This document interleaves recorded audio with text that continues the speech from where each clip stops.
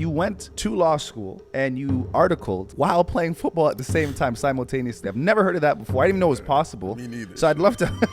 You really don't know what you don't know. And if all you know is put all your eggs in this basket, become an athlete, some make it, some might not make it. If you never prepared for that, you're going to run into a brick wall. Chris, when you lost football, what happened to you? How much of your identity is still tied to football, and how much was it beforehand at Queens? I went through these things, I don't even want to call it depression, but of deep confusion, right? Of deep confusion as to who I was as a person. That's why I tell everybody, whether it's football or another sport, while you're in it, strike when the iron's hot. Yeah. Because it's cool when you're current.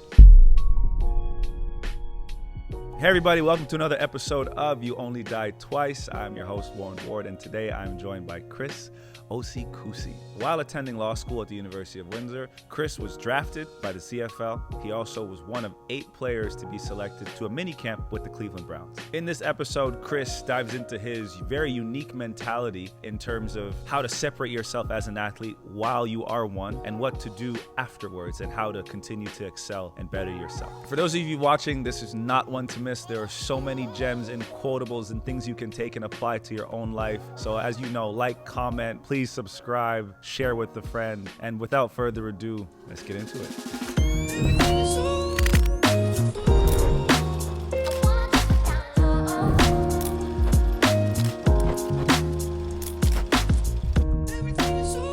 I know why this is important to me, and I'll speak on that, but I'd love to know why this is important to you, why this topic is important to you.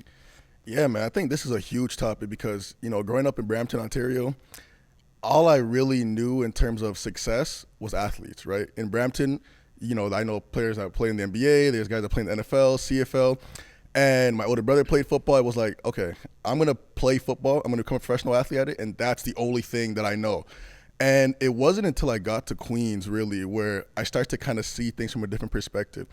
And the first thing I thought of was, damn, you really don't know what you don't know, right? And if all you know is put all your eggs in this basket, become an athlete, some make it, some might not make it. The ones that do make it, you might play for a year, 2, maybe 3, and then you got the rest of your life to live, and now you're in this path of uncertainty. If you never prepared for that, you're going to run into a brick wall, right? So for me, it was like I ran into a brick wall already. What can I do to make sure that the athletes coming up, they know that there's multiple avenues to success, right? And success is completely subjective. What that looks like is up to you. And can you be an athlete? Can you be a lawyer? Can you be a doctor? Can you be someone in trades? Like, regardless of what it is, can you do it, right? And that's the first question that you put in your mind. And then afterward, it's, okay, now that I know it's something that's powerful to me, something that I can do, how do I get there, right? And for me, I never knew the how. I never knew the how. And I think coming up, it was, okay, now that I know the how, let me spread this message so that other athletes don't have to go through similar things that I went through, and I'm sure that you went through as well. Yeah, and in terms of the how, I mean, we'll definitely get to that. But do you also find that you're kind of trapped by the sport? Because if you start in basketball, and we're seeing that now, we're seeing coaches who some guys now have podcasts and now they're getting 4-year deals with the Lakers, right? It's like if you're in basketball, it's like you have a tendency to stay in basketball. Like I honestly feel a little bit trapped by what I had chosen to do because I did it at such a young age, right, that you don't know anything else. So how to transition from playing something and doing something that I've done most of my life into doing something else, that how is like you got to start at the very bottom of that. Right. And that right. I think that's the hard part. So do you think athletes get trapped by that, or is it easy to say, okay, I'm done with this and let me go someplace else? So they absolutely get trapped. Yeah. Right? Yeah. It's very, very difficult because you think about it, right? You grow up, you wake up, you train, you go to school, you have practice, you lift, and all your goals and your mindset is to become a professional, of course, right? Or to be the best you can be, at least, or else you can't be in it. And you can't be it, right? And that's the, and I don't want to ever sugarcoat that or like try to change that message. It's just, you have to put the work in if you want to be the best you can be. Like, and that goes across the board in anything. Everything. Yeah. Everything. Yeah. But I think the one thing that I always try to remind people is, you could be trapped, but it's always better to be proactive than reactive, right? And sometimes that's really just like allowing someone, like this podcast, like allowing someone to plant the seeds, right? And if it's just in the back of your mind when you're growing up and you're still kind of doing your thing and trying to be a pro, one day it's going to click for you. And like when that day happens, it's going to be like, oh, shoot. I remember, listening to this podcast. I remember talking to Warren. I remember talking to Chris. And once that aha moment happened, it's like, oh, now I can use these skills to transfer to this, these skills to transfer to this. So I think it's really a slow burn, to be quite honest with you. Like I would be lying if I said in high school I told you I was going to become a lawyer. You know what I mean? I'd be lying. That was never my goal. It was never something really until I met more people and start to understand what that process looked like. But I never want to make it seem like it's easy, because even for me today, it's still difficult, right? 100%. So it's a path. It's hard, but it's possible. And we'll get to that sure, in a for bit. sure. How prepared for you were life after sport? So I think it honestly depends when you ask, because in high school, so I was someone who, I got good grades pretty easily in high school, and I was naturally good at school.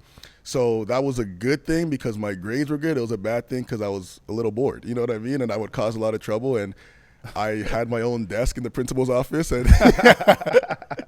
and that's just what it was, But I think what happened, so in high school, I was just, focus on sport, I'd come, get the school done, whatever.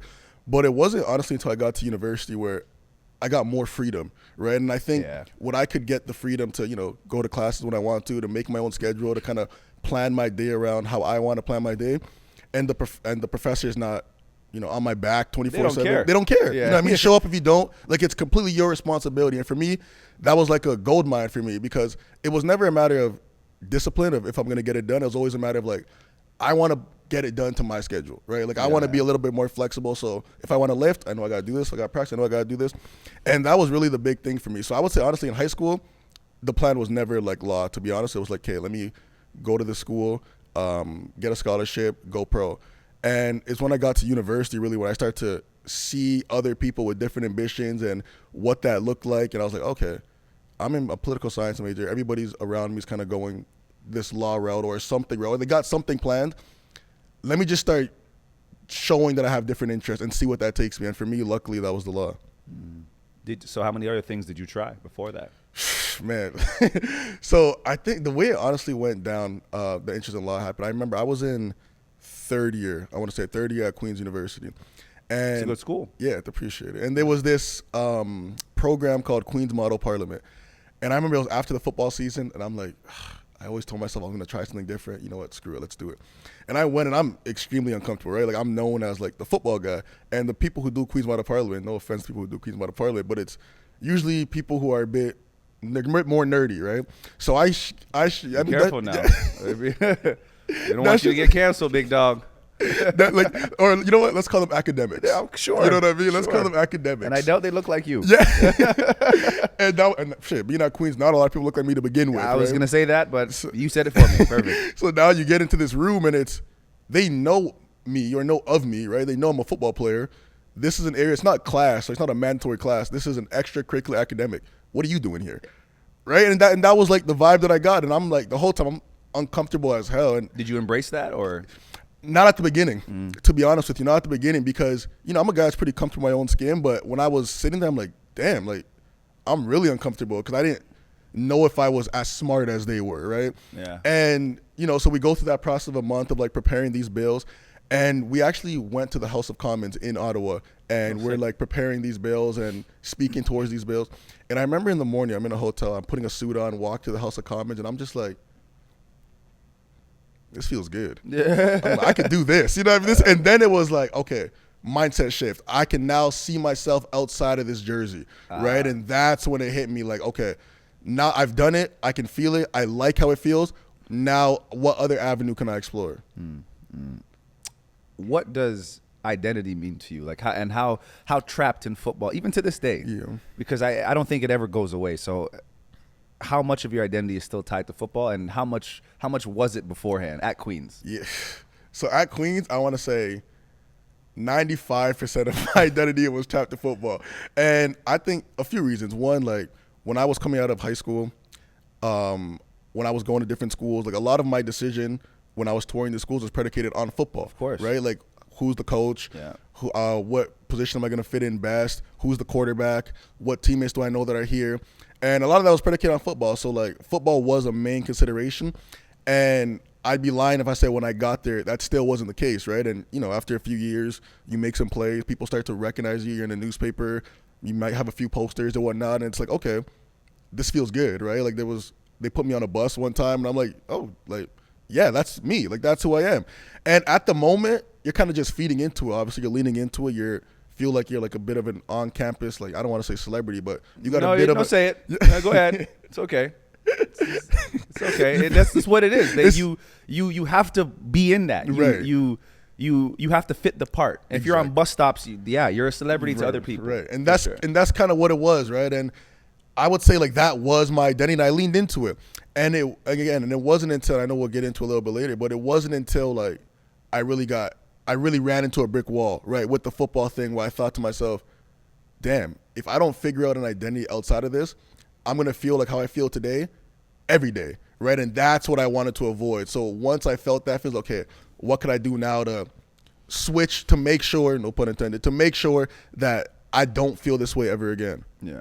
Yeah, I can 100% relate to that, and like just like you, bus stops in Ottawa, and the poster. I still have a poster there to this day, So having all that, and not wanting to be a part of that, but also having to understand that the only way to make it is if you lean into that. Thanks. And people have to know you and identify you with that sport, and it's just hard to separate the two once you're done. And I don't care 100%. what level you've played at. If you put your all into something, that's the only way to really get there.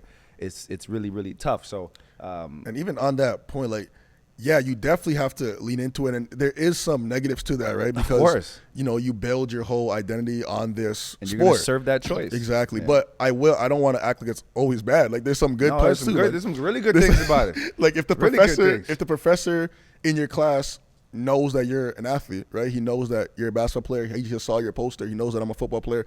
He just saw me on a bus. Like, when I go to his office hours and I say, listen, sir, I want to have a better understanding of this paper or this exam because, we had this game and I want to study on this. He's going to be a way more receptive to me than he is to anybody else, right? And that just comes with the territory. So I always tell athletes, like, when you have that platform, you have to use it, right? Yeah. Because they're going to use your name, image, like, they're going to use that and to not pay you. Right. Yeah. And you know what I mean? They're going to use that to boost their marketing. Fact. So why would you not use that to boost your own self-development? Right. And also do that outside of your sport. Exactly. Use your name to get yourself in whatever door you can, any door you can, and anything that you want to do while your name has meaning, and some relevance, right? Exactly. I want to read some numbers to you, or a number to you. 59,760. What does that mean to you? 59,760. Yeah. I don't know. That is the number of D1 to D3 and U Sport athletes that play football across North America. 500 enter the NBA draft, NFL draft. 100 and 150 of those athletes join the CFL. So less than 1% of collegiate players from 59,760 people. 1% of those people make it to the NFL. We're going to talk about your mini camp that you went to. Right. But hearing those numbers and thinking about the logical, like, if I'm a football player and I heard that, knowing how physical it is, how you gotta look like you, I don't look like you, so all those things combined, how hard it is just to make it, and the small margin of error, like a coach or someone else could not see your potential based upon your 40, your bench press, whatever. Why even play? It's a physical game. The average career is 3 years. Like, it's an impossible feat. And what do probably the 59,000, maybe less than 700 of these people actually get to the NFL and have a career? So what do these other like 59 plus thousand people do with themselves? That's a crazy statistic. Like, just thinking about the numbers, if you put 59,000 people in a room and grabbed 700, less 70 people. Damn. To have a career. Yeah. That's nuts. Why even play?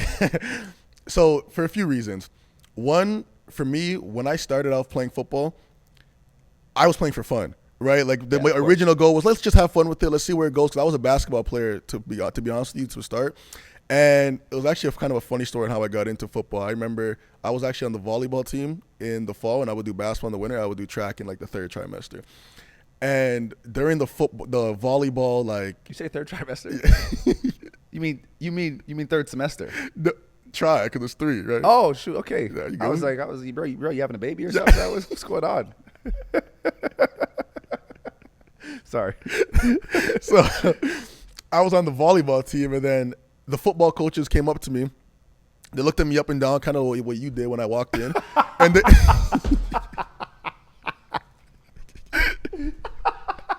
That's good. Yeah, I was like, hey, I think we got one here, boy. We got a good one. We got to put you to work. There's so many connotations to what you just said. Crazy. So many different connotations. So I'm walking in. They look at me up and down.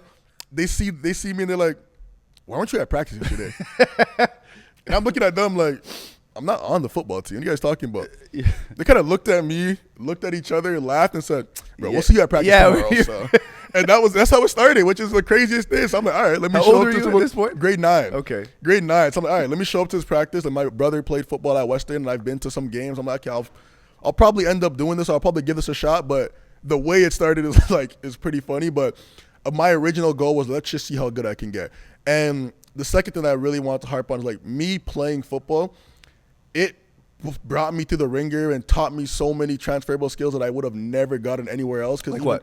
Man, so like communication, accountability, discipline, intrinsic motivation, like being a football athlete and having to go through training camp. And I tell people, I did training camp for 13 years straight. And training camp, regardless of what I go through any year, that month of training camp is the worst month of my life every single year. Yeah. Like you're doing 14-hour days, like 6 hours in the hot sun practicing. You're meeting for another 4 hours, 2 hours before practice, 2 hours after practice. You're watching the film. They give you a playbook that's this big and tell you got to know this much by the next day. So when you get back to your dorm room, you're looking at this playbook and you got to remember these plays for tomorrow. Like it's a brutal time, and it's very either you make it or you don't, right? And it's especially at the professional level, it's so cutthroat. In high school, obviously, everybody makes the team and whatnot, and they'll work with you. At the pro level, it's very, you're running your playbook? All right, well, we'll get someone else. Because it's supply and demand, right? Given the numbers you just said, like it's just supply and demand. So if you're not going to be at the top of your game mentally, physically, and emotionally, which I'm sure we'll talk about this later, but it's probably the most difficult part of being a professional athlete, the emotional component, they don't need you, right? And once you adopt that mindset in the football world, it's like, okay, once I'm done football, once I'm adopting the other things outside of football, it's really the same thing. You already have the formula, right? You have the formula in creating a routine. You have the formula in having an intrinsic motivation. You have the formula in not getting too high, not getting too low. Yeah. You have the formula in being very disciplined when you have a plan ahead of you. So now that you have this, how do you integrate it, right? And that's the huge thing about football, that it's just constant consistency, constant discipline to make you propel and give yourself a bit of a launching pad. Have you taken that attitude and mentality and applied it to your life in terms of like being in training camp? So, doing these 14-hour days in your mind, because like I still have that attitude. 100%. Like, I don't work out for anything other than just to work out, but I still go hard. You know what I mean? It's like 1,000%. You take that attitude and apply it to that. 1,000%, and in multiple ways. Like one, I'm a sore loser. Like I'm a terrible loser. Yeah. So I hate just the thought of losing. Like I hate losing. So because of that, it's like I'm always trying to avoid that, right? And sometimes that's just in a competitive game of basketball or like football or whatever, but sometimes that's just in life, right? And I think for me, like looking back to training camp, when I'm doing a 14-hour day at work, right? We're doing diligence. A partner says, boom, we got this amount of work to do. And I'm like, oh, shit. Some people, they don't have something to look to that they have already persevered through to motivate them, right? Mm-hmm. Because they didn't play sports, so they never had something like that in which they can relate to. But for me, it's like, all right, day 6 of training camp, let's rock. You know what I mean? And not everybody has that. That's one thing that makes athletes like so special. You always are going to have some story or situation or a game in which you can kind of look back to and visualize and be like, damn, that was hard, but I made it through. Let me just do the same thing here. Exactly. When you said training camp, all I can think of is Denzel Washington and Remember the Titans blowing the whistle. And they doing up downs out in the sun. That's really all I could think of when you said that. I was like, yeah, no, I would never do that. Yeah, not a lot of people would sign up for that. No. And Coach Boone just getting everyone's face. It's crazy because depending on the coach, training camp could look a lot different. But when you said like the up downs, I actually remember I was at Queens and I think it was like hot, like heat warning type hot. Yeah. And coach was like, nah, we're not gonna make sis. He's like, we're practicing. So we're out there, we're practicing. I think in the warm-up we're doing like our jumping jack, one of our old linemen, knocked out. Done. Heat stroke. And we're just like, Your practice what do we continue? do? Yes. Oh, yeah. And that's the crazy, like the kind of mindset and the kind of calluses they build on your mind is so nuts, because if somebody has a heat stroke in any other form of employment, work is going to pause. You know what I mean? In football, it's move the ball up, which is nuts. Yeah, but it really prepares is. you for the real world. I mean, but honestly though, like you would actually think that most of the stuff we're taught in sports doesn't apply to the real world. For example, like there's now a study saying that if you're tired from running, you should put your hands on your knees. When I was in school, and I was university, if we did that, we had to put our hands on top of our head. If anyone put their hands on their knees, we had to run more. We had to go back on the line and run more. So it's like you're learning and unlearning these things, and sports is the only place where it's like what people did in the 70s stinks that it works in the 80s and the 90s, and the games, like the game and the sport evolves, and you don't have to be like that anymore. Right, you know what I mean? right. Things have definitely changed. So yeah, it's a good thing I didn't play football.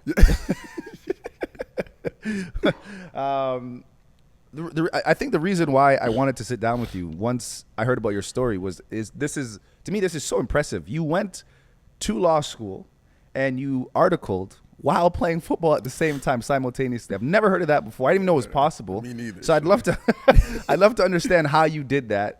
And what was the process? Because I think that's something that someone else who's going to listen to this, I want to know how I can do it. I'm not going to law school, but shit, if I was going, I would take your path. I want to understand how you did that. Yeah, man, no. So it was crazy. And I guess the story was, so again, leaving Queens Model Parliament, I'm now thinking like I want to do something in this realm. So I'm doing a bunch of research as to what it can do. And growing up, my parents, teachers, they always told me like, you're going to be a lawyer. You're going to be a lawyer. Maybe that was by virtue of like sitting in the principal's office all the time. Maybe that was by virtue of like the communication they saw, but that's always like kind of what they told me. And I was like, no. But then in my fourth year when I was applying, I just kind of, went through the application process, applied, and just kind of forgot about it, right? Forgot about it. Said if I get it, I get it. If I don't, I don't.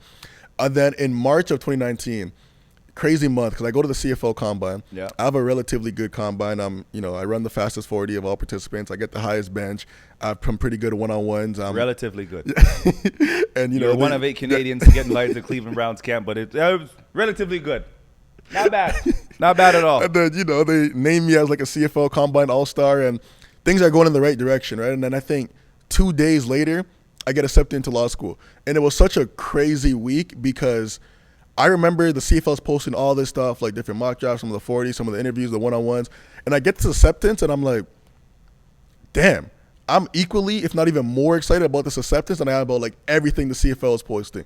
And that's when it hit me like, man, I've got a passion for both of these things. What can I do to make this work? And that's when I tell all athletes that you have an alumni, you have a base, use it. Because I'm calling guys who play in the, like I'm going to shout out Jock Climby. He played in the CFL for a long time. He went to Queens Law. Brad Elberg, another Queens Law guy that played in the CFL. I pick up the phone and I call these guys. I say, hey, man, like, how did you do it?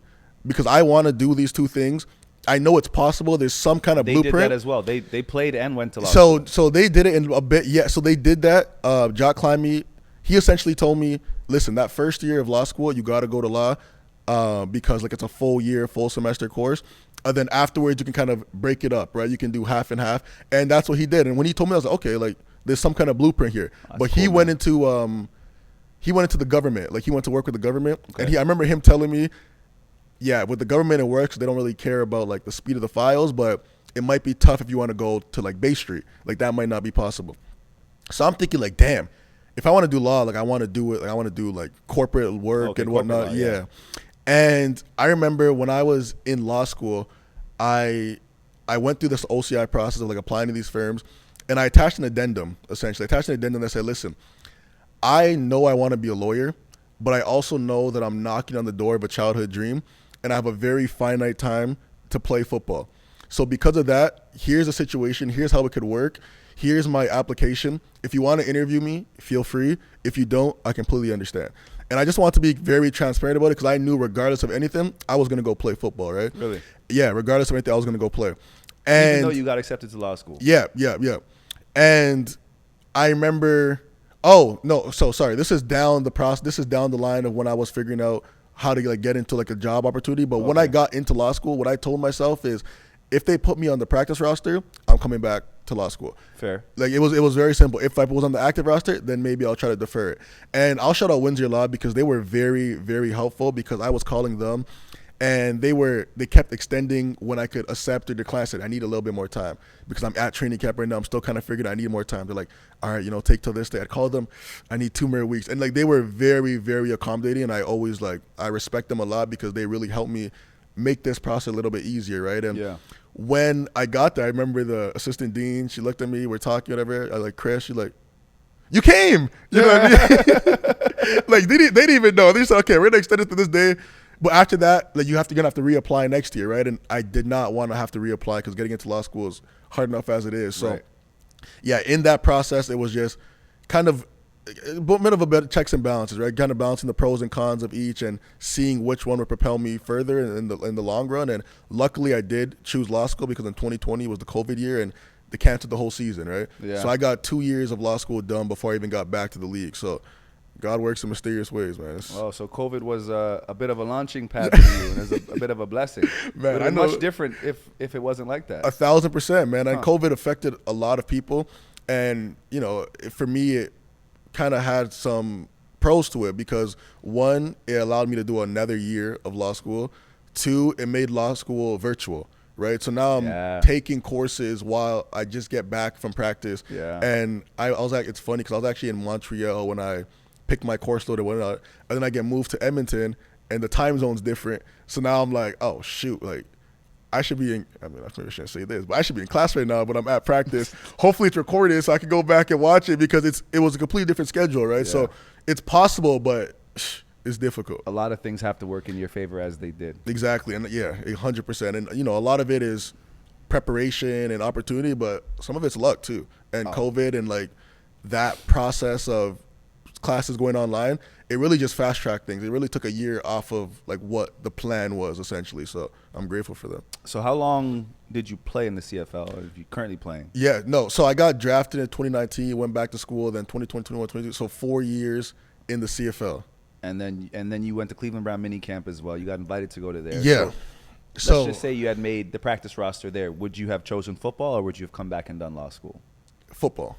Okay. I would have, if I made the practice roster in the Cleveland Browns, I would have definitely stayed. Right. Just because the NFL is like a very once in a lifetime opportunity. Like if you're there, that's your opportunity. As soon as you go home, like there's no coming back, right? Yeah. And in the CFL, it's almost encouraged to go back to school. Right, like unless like they are very okay with guys coming, going to training camp, getting the professional coaching, and then going back to school, and then coming back the following year. Like it's very like salary cap-ish and like future planning and asset planning and whatnot that general managers take into consideration. So in the CFL, it's encouraged. In most leagues, you can't do that, right? But the CFL, they let you. Yeah, well, I mean, it makes sense. Yeah, your salary's not the best per se. Exactly. And you're putting your body on the line every single night. It's a tough game to play, right? 100%. Right? So you need to prepare yourself for afterwards. I mean, that's a vital importance. Being a lawyer, now there is social and financial reward to that. Mm-hmm. Is that part of your motivation for becoming one? Number one, and then 2, do you think most athletes think of themselves in the same light you do? Because to be honest, I feel as though most of the athletes I've come across, they don't even dream or aspire to being someone in that realm because of they never really saw themselves socially being accepted into something like that, including myself. Like I said, you're kind of trapped by what you choose to do. Not many athletes can do that. So was that your motivation, number 1? And 2, like, how do you see yourself in that room now? Yeah, no, it's a good question. So the first one did the social and like, I guess the financial did that 100%. Yeah, it played a role. You want to right? be Harvey Specter. I know you saw Suits a little bit. You want to be it's okay. It's 100%. Like that definitely like played a factor. Yeah. And I wanted to be a lawyer once I saw the show. Yeah. Everybody wanted to be. There's that scene where Harvey's like, life is like this, and I like this. And I said, so do I, man. Yeah. So no, that definitely played a factor. But I would say, that was a factor, but it wasn't the main factor. I think a lot of the skills that I had, some naturally, some that I've developed over time, fit very well with being a lawyer, right? And it was a career in which I could enjoy myself. And for me, like, I'm very, very big on passion. Like, the reason, so I'm similar with you, the reason you're able to wake up at 5 o'clock in the morning to get a workout in and to, go to shoot around and practice, is because you're getting fueled by passion, right? If you're doing something you hate, it makes that 10 times more difficult. So for me, it was, let me find a career that I could fall in love with, right? Similar with football. And I'm very almost meticulous in kind of treating my career like football, right? In football, it was difficult. I would get up. I remember I'd even have a agility ladder when I started like training. I'd go to the park and draw an agility ladder like at with the chalk. park, literally with chalk, and like I'm doing like footwork and stuff. And it wasn't until I could like buy one off Amazon that I got. But it was really meticulous in that prep. And I again with the law, it was the same thing. And the second question, no, like I think for me, I never saw myself as a football player. I saw myself as a guy who played football, right? And I think most people, especially athletes in the locker room, they see themselves as a football player. And but sorry to interrupt you. Don't you have to though? Like that's what they make you believe. Okay. They make you believe you have to. And another thing I always say, like, I'm also a firm believer in marginal utility and the law of diminishing return, right? which is essentially like, listen, we have 24 hours in the day, right? If you train for 4 hours and I train for 4 hours, we both train for 4 hours. If you train for 8 hours, I'm not necessarily sure that's gonna make you a better player. Won't. You know what I mean? And I don't even think people do that, regardless, right? So, I'll use myself as a case study because I've trained while preparing for law, and I've trained while not being in it, and my training sessions didn't change. Your outcome didn't change either. The outcome didn't change. You know what I mean? Like I would still put in the hours in the morning. After work, I would still go and catch balls and do one-on-ones and whatnot. Like I would still do that stuff. I would just have less time to play video games. You know what I mean? I would have less time to do things that looking at it now didn't matter. Instead of Saturday, my friends are like, yo, let's go out. I can't because I know I got to get this work done, because if I don't on Monday, my routine's off. I'm not gonna be able to work out in the morning. So it was really, honestly, it was cutting out all that other stuff. Yeah. But the rest of it, like keeping the main thing, that never changed. So to some people, like they do feel like you have to in the locker room. I want to say 85% of guys think that, right? Like this is all I have to worry about. I'm not worried about nothing else. But then there's that 50% of guys, we'll come, we figure each other out as the season goes on. Wait, did you say you're going to go do this because you care about life after football? Oh, wait, so I also do this. Oh, wait, you have your own trucking business?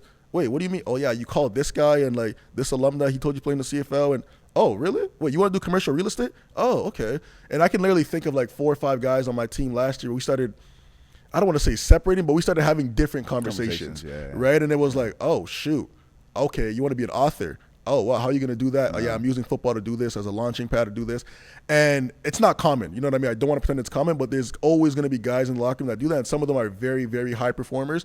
And you would never know that they do that, right? Yeah. But people think if you're not 100% football, if you're not, I remember, I think LeBron and Kyrie, they'll say, you guys know I'm not locked in the gym, right? Like once I'm done practicing, I can do stuff outside of basketball, right? Yeah. And that goes for every athlete. But it's hard to be taken seriously in those other aspects. I found that myself, like trying to start a business. What do they tell you? Like you lack experience or whatever, or it's always an excuse or something else that kind of comes up. So it's hard. And to your point earlier, like this is why personally I love Kobe so much, because Kobe found a formula that worked for him. And you can do things outside of your sport for sure. You can do things outside of whatever career you're in. But like getting up at 5 a.m. or 3 a.m. and putting up shots in the gym, it all led to an outcome. He gave all that stuff purpose, and it all led to something that he got tangibly. He was able to perform. Right. So someone else waking up at 5 a.m. and putting up 1,000 shots, you're not guaranteed an outcome from doing that.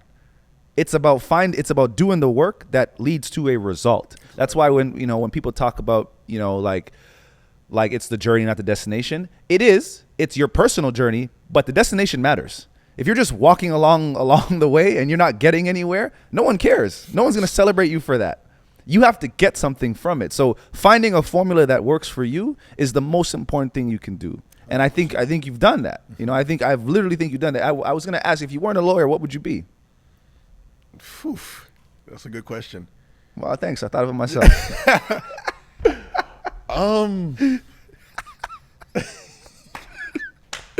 if I wasn't a lawyer, maybe I would do something in politics. I can see that. Be like a House of Commons. Yeah, I could definitely see that, Mr. Speaker. Mr. Speaker.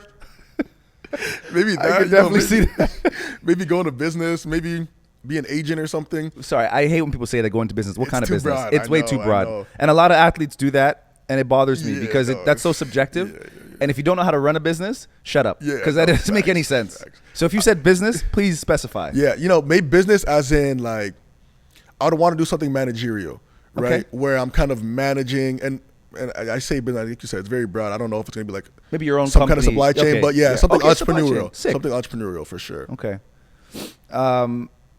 Chris, when you lost football, what happened to you? You said earlier that you hit a brick wall. What do you mean by that? Yeah, man. So 2019, let's rewind to 2019, and things are going great, right? It feels like I'm at the peak of this football journey. I just went to the Combine, CFL Combine All-Star.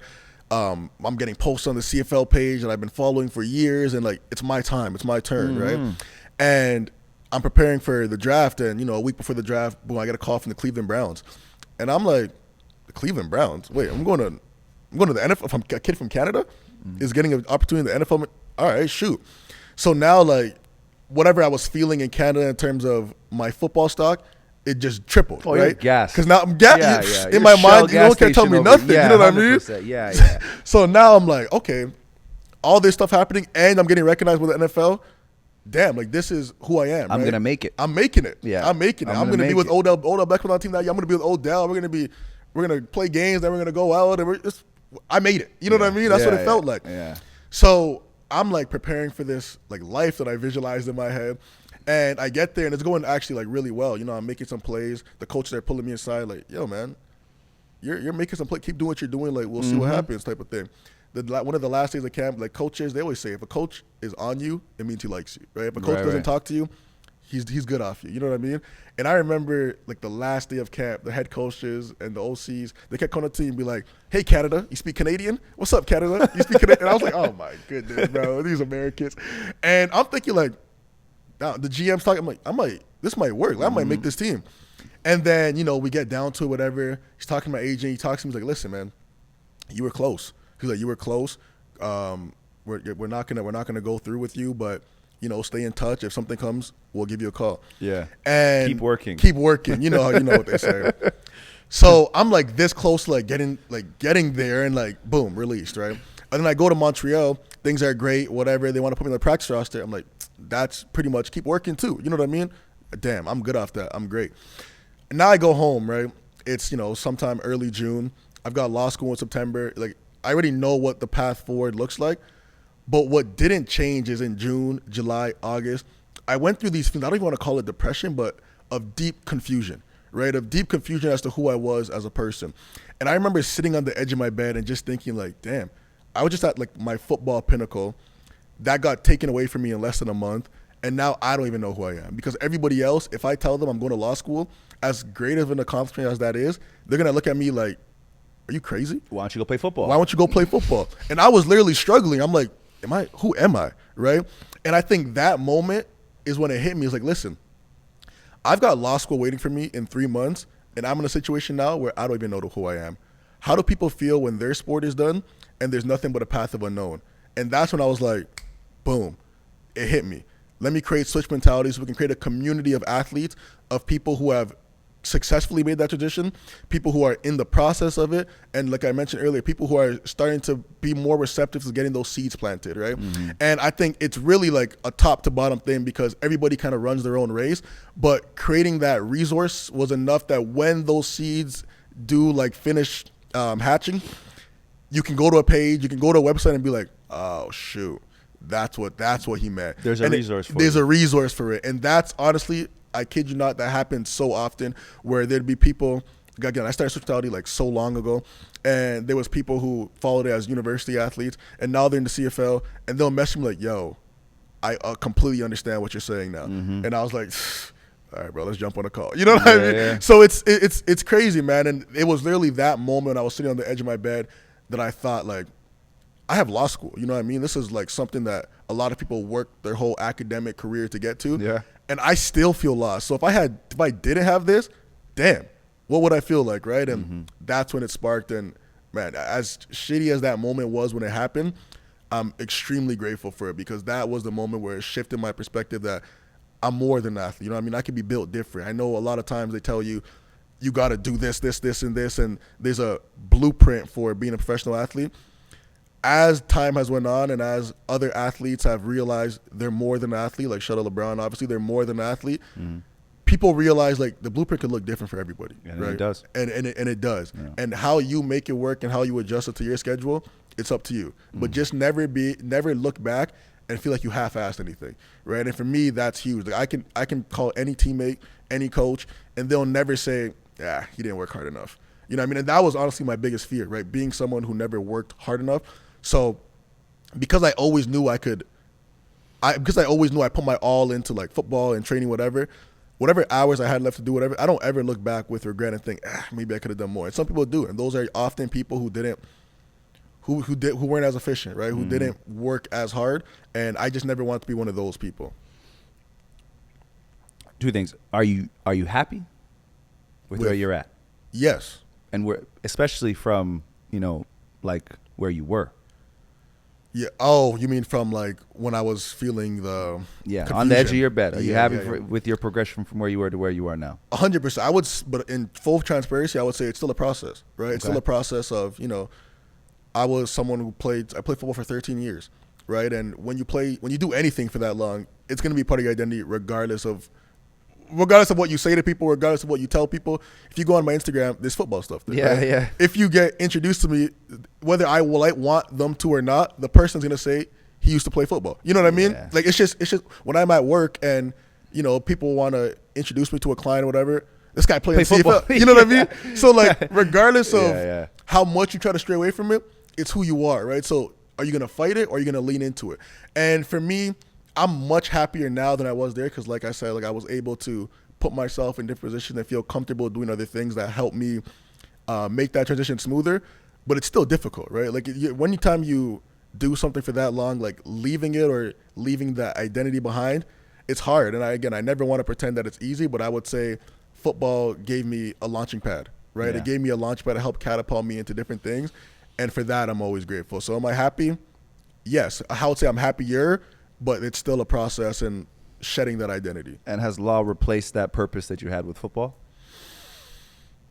No, not fully. Okay. Not fully. I would say with football, there's some things that you get with football that you will never get anywhere else, right? As an athlete, period. The camaraderie in the locker room, the team victories, like you're really in the gym, working out, practicing with people who it's just as difficult for everybody around, and you guys are doing it together, right? Yeah. It's pretty difficult to get that feeling elsewhere. And in law, it might have replaced the hours I spent working in football, but I wouldn't necessarily say it replaced that portion of it. Was it worth it? Was it worth all 13 years? Was it all?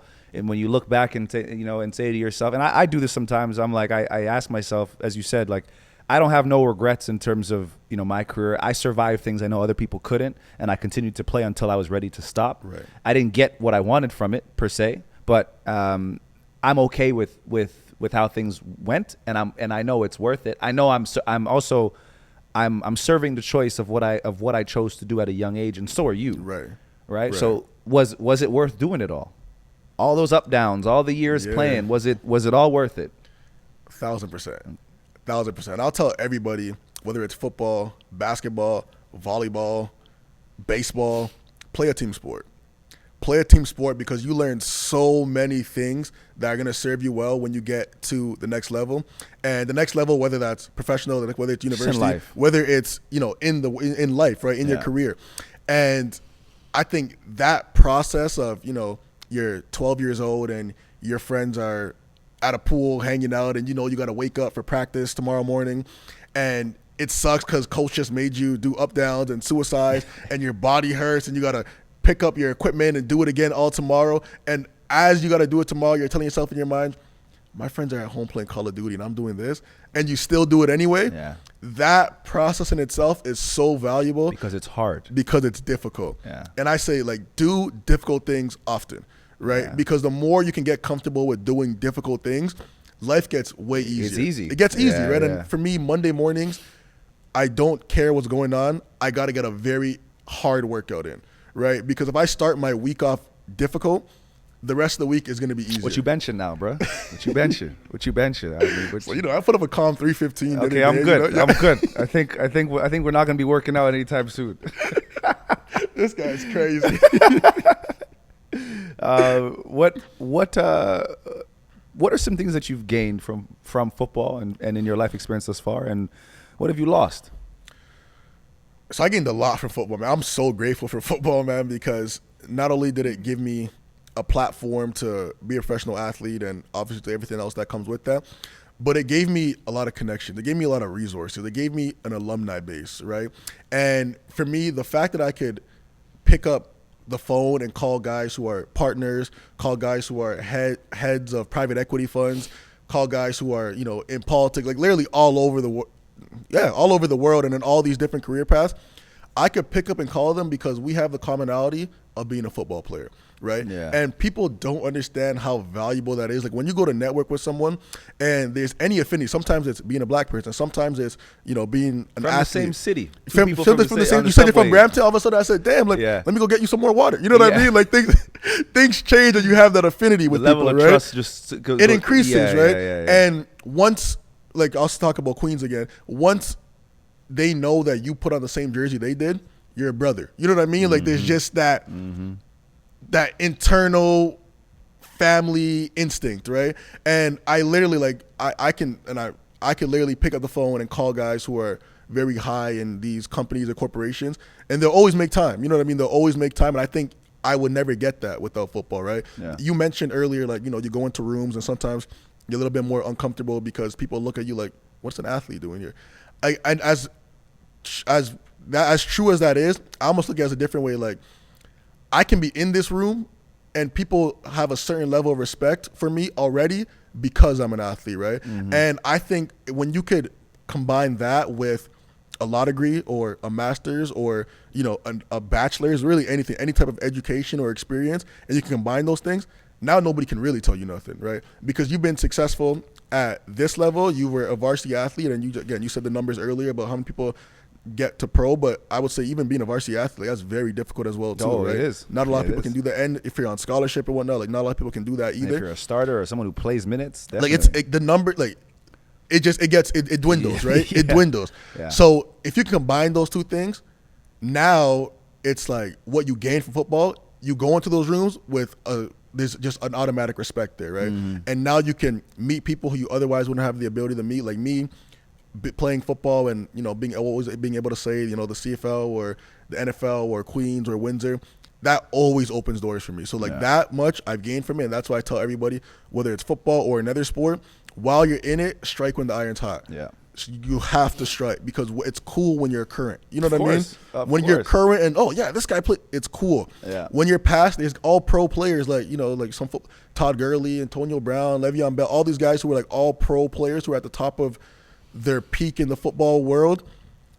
Now nobody cares to meet them, right? Because their prime is gone. That's just what it is. That's so bad. And it sucks to say, but so true though. It's true though. You know what I mean? That's real situation. So that's what I've gained, and what I've lost. I've lost a lot of moments, right? There's a lot of things I was never able to go to, right? I haven't been to a graduation since high school. Damn. Right? I didn't go to my university graduation. I didn't go to my law school graduation. I'm getting called to the bar soon, and I get to go to that, right? And for the first time in 8 years, I get to go to one of these graduations. So, I lost a lot of moments. I lost a lot of, I don't want to say time because it's a sacrifice that you make, but there's a lot of things I couldn't do or go to or whatever, but I'm cool with that. I'm cool with that trade-off. What are some of the things, you think other athletes should do? The first few things they should do in terms of accepting, this reality, because there's gonna be more of you and I than there are people, like a LeBron. Obviously, those guys are one of one, and everyone trains to be, as you said. Like a Todd Gurley or the top of the top. But the majority of people never see that. But and everyone trains to be like a Steph Curry. Right. But the reality is you're probably not going to be that. Mm-hmm. So what are some of the first things people should get in their mind at a young age to help them later on? Man, I would tell all athletes, when you're training for your sport, in your mind, you do think, I'm going to become the next Steph Curry. You know what I mean? You do. Yeah, think, you have to. You have to. You have I'm to. going to become the next Tom Brady. I'm going to become the next Antonio Brown. Like, that should be your mindset, right? But along the way, just start putting yourself in different situations, right? Start putting yourself in different rooms and see what clicks, right? Just along the way. Like, you could be a professional athlete and put all your eggs in that basket, but on a day off, maybe go meet this guy at this firm, right? On a day off, this guy knows that you had a great game. You talk to him in the club room or whatnot, and he says, "Man, I want you to come down and meet this." Go do that, right? Just start putting yourself in different positions to make yourself feel comfortable outside of the game. Because, like you said, regardless, there's gonna be you said 1%. I'll say a 0.1% of people who are gonna like get to that ultimate level and be successful off the court. Because if you get to that ultimate level, to be quite honest with you, you don't have to worry about this stuff, right? Because no, you're Steph good. Curry, LeBron James, they're gonna make so much money. They can walk into any room, get deal. They don't even have to. They'll get someone to figure that stuff out for them. They're not really worried. They'll hire someone to do all right. the work. But Sure. even Steph Curry, LeBron James, Tom Brady, their sport's gonna end one day, right? There's gonna come a time where they can't play, and when that happens, financially you're gonna be straight, but mentally, emotionally, how do you feel? They're coming from such a high.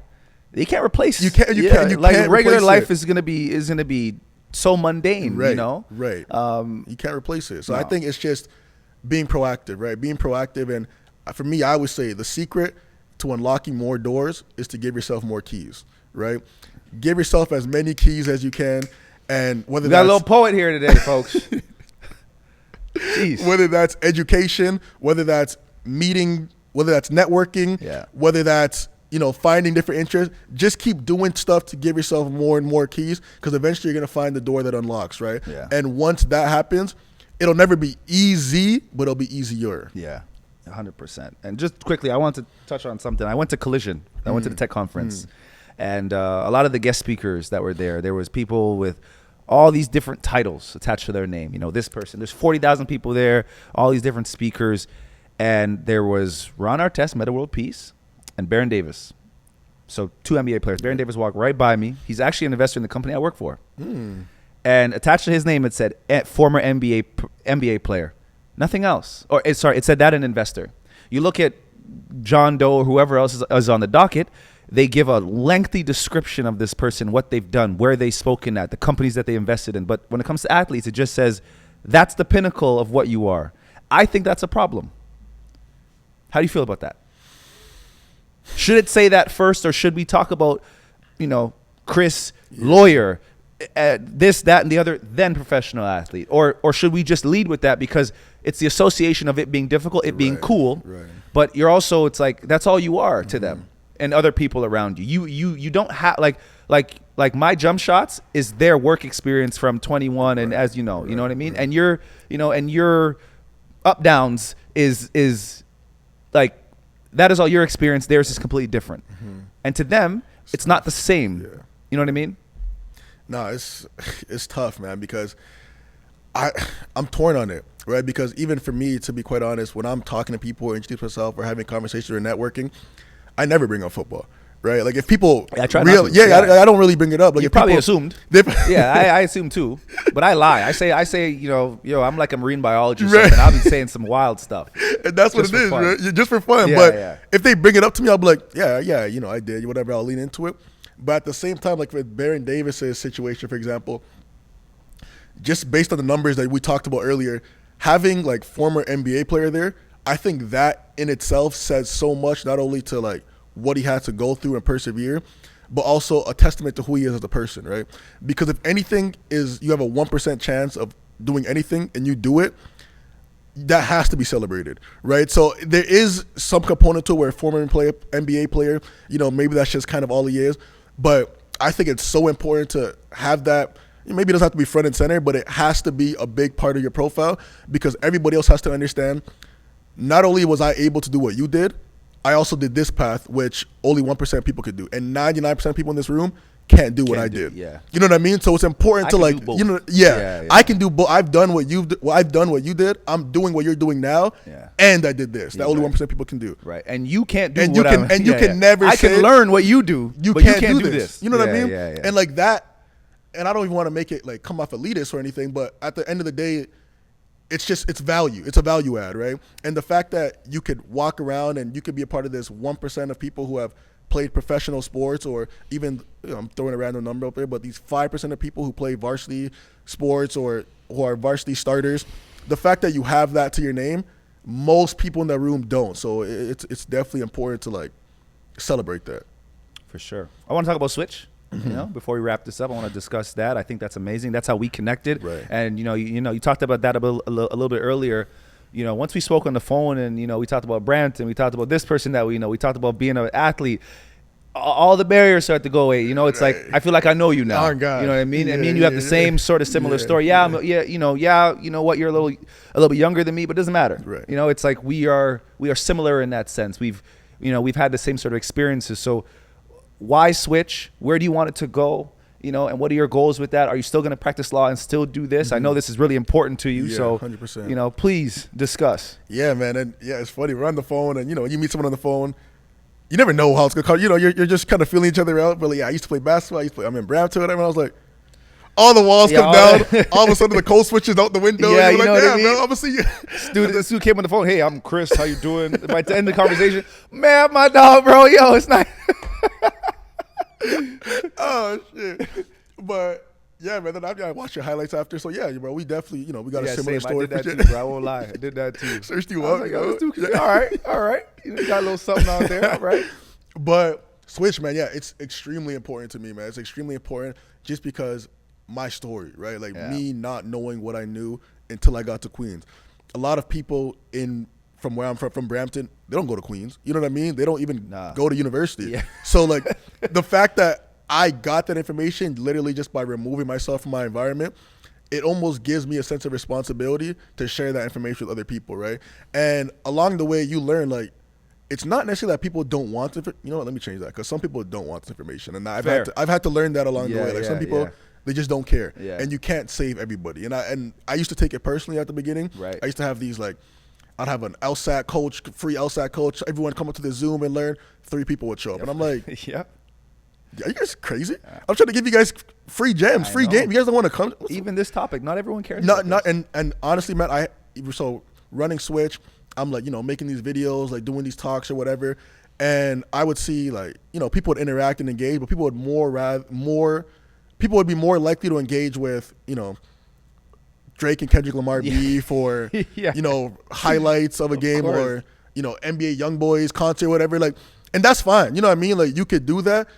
Or there's other stuff too, like women, like they're constant. You know what I mean? Video games, like streamers, like they want to spend more energy doing that, right? And it was like maybe 2 or 3 years. Well, that's when I learned, like, man, it's not for everybody, right? But for the people that it's for, and they'll really be tapped in. So for me, I wanted to come and like share that information because, like I said, I went through it. I went through a stage where I was a complete loss in my identity. I was struggling with who I was, and I don't think anybody at that time would have looked at me and thought, he doesn't know who he is. You know what I mean? Yeah. People looked at me and said, yo, you have it good. Exactly. Your life is good, bro. Yeah. Like, you're this football guy. You're a star at this university. Your pictures are here. You're going to get drafted. You went to the man, I wish I could be like that. And I don't want to ever downplay it and make it seem like it's not a great thing, because it was, bro, and it was good. You know what I mean? It was. But when you're in it, it doesn't matter. When you're in it doesn't matter. But that changes, and it changes quickly, right? Yeah. And I think for me, the reason like Switch is so important to me and what I want that to eventually turn into was just a community of athletes who can help propel and empower each other to create an identity outside of the game, right? And that comes with like different events. Like we had an event a month ago where it was like a networking mixer, and we had guys that did venture capital, guys from tech, guys in medicine, guys in law, guys in finance, and all these guys had that one commonality that we talked about earlier that has that affinity, sports, right? And once you have that, it makes this uncomfortable process of like networking and being in an environment that you've never done it or an area that you've never done it, it makes it easier, right? And now it's like, okay, how can we create more of these spaces so that when guys come in and, we go through a conference or we go through like this workshop, when they eventually go through a job interview, they know exactly how to articulate all the transferable skills they got from sport. Because as athletes, you're sitting on gold, right? You're sitting on gold because of everything you've had to experience, because of all the things you've had to go through. And sometimes people don't know how to properly articulate that to a future employer, right? And I think when you can watch a podcast like this, or, you could be involved with switch mentality, like when you start to see people talk about the transferable skills and you can really sit down and tap in and see yourself in it, things completely change, right? And 100%. I think with Switch, that's the plan, right? To keep encouraging these young athletes. You can be more. You know what I mean? I know there was a blueprint 20, 30 years ago. That's not the blueprint anymore, right? No. And when you have guys like I mentioned earlier, like LeBron or Tom Brady or Steph Curry, like these guys who are at the top of their game but are also preaching the message of becoming more, it makes it a little bit more cool, And 100%. One guy who I always kind of look up to, really, Brandon Marshall. He was a receiver in the NFL. Yep. He played for let's say 10 years. And once he was done, he started his podcasting, and he turned that podcast into House of Athlete. Now it's he has his own gym, but it's not just a gym, right? It's all these other things that come with it. There's therapies, all this. And it's damn, this guy's succeeding in the business world. And his thing was, listen, man, the plan is the plan. You know what I mean? It just depends how you apply it. Magic Johnson. I don't know if you ever watched Winning Time. Magic Johnson, he was a guy that he was always forward thinking. Yeah. He was Magic Johnson.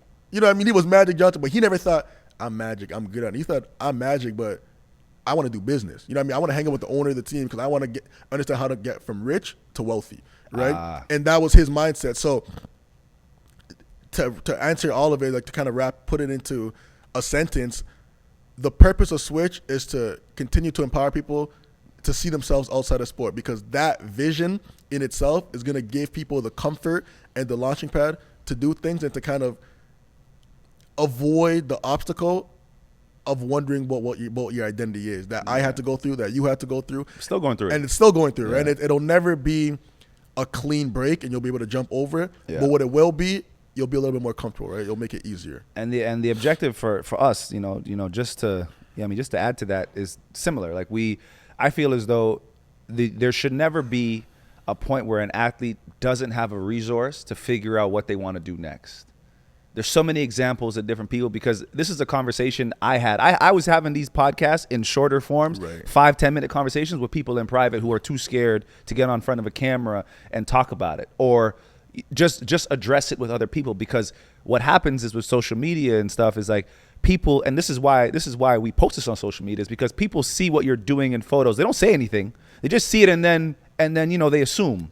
So if I've been posting about basketball for 5-6 years, I'm a pro, I'm whatever, and then I stop posting about it, I'm not doing anything anymore, and then I'm just suffering in silence. Mm-hmm. And there's a lot of people doing that. They're not happy with their lives, right? They don't have a resource. And when I stopped playing, this wasn't around. There was nothing for me to go to and be like, all everyone said was, don't worry, you'll figure it out. That's not enough.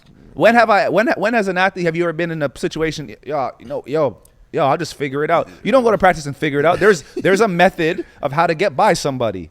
You know what I mean? There's a method to rebound. There's a method to everything in basketball. There's a method to it. So you don't just figure it out. Right.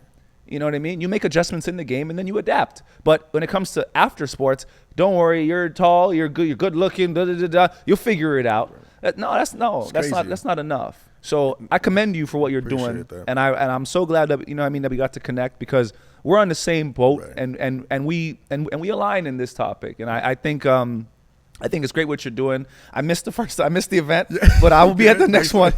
I'll be at the next one. To conclude, we have a game, 4-3 that we play. You can answer the following in one word or one sentence. Are you ready to play? We'll call this one punt, because you punt for 3 points, right? Yeah. Were you a kick returner? Field goal. My bad. I was returning back in the day. You were a returner. I can see that. Right. Oh, bro. I did size you up like a recruiter when you walked in the door. I won't lie. You said, I was like, oh, boy, okay. Do we got any furniture we can move? We got some. I almost brought up the calipers and measured. We got us one here. First question. Let me stop. First question. Describe your journey in one word.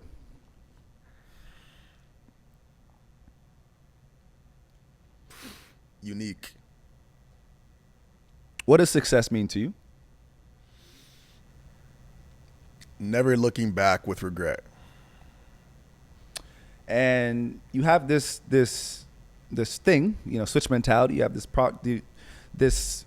program and entity. If you were talking to everyone in the world, why should people care about this topic?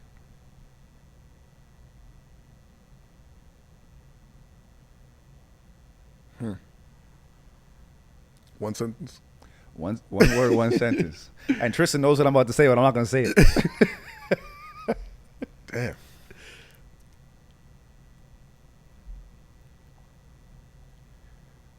I know you said one sentence, but No, make it. Go ahead. yeah, man. Speak. No, man, it's so important because, like the numbers you just named from university and how many people, you said 56,000 people are playing sports. Crazy. It's crazy. That's at the university level, right? Yeah. Now think about high school, think about Pop Warner, think about all the kids who play sport, and some of them don't even get there. Some of them would love to get to university, and they don't get there, right? But all of them go through this. All of them, whether high school, university, amateur, Europe, professional, they go through this. They go through what we're trying to talk about. And there's not enough resources. There's not enough people talking about, like, the figure it out shit. If you ever went to a game and coach asked you how you're going to beat a certain coverage and you said, I'm going to figure it out, you're not playing. Are you kidding me? You're going home, bro. You're not Go playing. home. Get out of here. That's what I'm saying. So, like, and that was the advice, you'll be good, like, think about this, but, you'll figure it out. And like you said, bro, I think that's bullshit too. You know what I mean? So why is this important? Because we had enough of that. We had enough of people telling us to figure it out. And now we want to be the pioneers to tell people, yeah, you're going to have to figure it out. It's going to be difficult, but let me help guide you, right? And that's why that's important. Man, well said. Very well spoken. Thank you so much for being here. This was short notice, the shortest notice we've ever had, but you came prepared, and I appreciate it, man. I look forward to seeing you be successful. You're now a lawyer, which is crazy, man. Congratulations. Appreciate it. Played football simultaneously. You should be very proud of yourself. Appreciate that. Person of color as well, bro. That's not easy to do. So I think that's harder and more impressive than football. So I want to give you all the flowers in the world, man. You're going to do great things in this world. I appreciate that a lot, man. Yeah, and just for you guys too, I was watching your podcast. I knew about you guys before we even reached out, to be honest with you. So that's good, man. You guys just keep doing your thing. Like, this is such an important topic, and whether it's switch mentality, whether it's you only die twice, whether it's athlete tech group, like, whatever it is, like, everybody can push this message because there's a lot of food on the table and there's not enough people who are talking about this, right? Yeah. So the fact that you guys are doing it, from obviously you host it to everybody else in the background who, may not get the same camera time but are putting in the work. And they're just as important. It's just, man, this shit is hard, right? Just as important. Producing in fact, a podcast, they're more important than me. Bro, it's hard. And I've done it, so I know, like, it's very hard, but don't let that stop you, because this is so important and you guys are really – you're encouraging a really important message. I just want to say, like, keep doing your thing. If there's anything I could do for you, for anybody back here, for anybody watching, give me a workout plan. You can start with that. I got you. Like, hit me up. No, for real. Like, hit me up, and like, I just want to be a resource to people, because I know this is an important topic, and anybody who takes time out of their Saturday, you know what I mean, to do this for free, it's important to you, right? So I'm always like, I always want to be a part of that. That's love, so man. Keep doing Appreciate your thing, you, man. Yes, sir. Appreciate you. Hey, if you like this episode, I'm pretty sure you're going to like the other one. So if you could do us a favor, like, comment, subscribe, and of course, share with a friend. I'll see you in the next one.